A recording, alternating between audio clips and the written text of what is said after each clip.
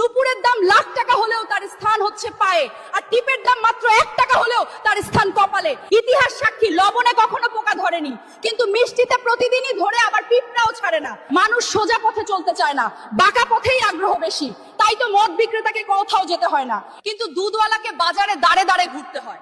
আমরা সর্বদা দুধ বিক্রেতাকে বলে থাকি, দুধে জল মিশাননি তো? আর মানুষ মদে জল মিশে খায়। আজ পর্যন্ত মানুষকে এতটুকুই চিনলাম। কচু পাতা দেখেছেন নিশ্চয়ই, ওপরে সবুজ আর ভেতরে চুলকানিতে ভরা। ঠিক তেমনি কিছু মানুষ আছে, বাইরে থেকে দেখতে ভীষণ সুন্দর পরিপাটি, কিন্তু ভেতরটা আবর্জনায় ভরা। সাপ দুধ খেয়ে বিষ উগরে দেয়, আর গরু ঘাস খেয়েও দুধ দেয়। সুতরাং দোষটা খাবারের নয়, পার্থক্যটা স্বভাবের। নিজের যোগ্যতা নিয়ে কখনো অহংকার করবেন না। মনে রাখবেন, পাথর কিন্তু নিজের ওজনের জন্য জলে ডুবে যায়। কি আজব দুনিয়া জানেন?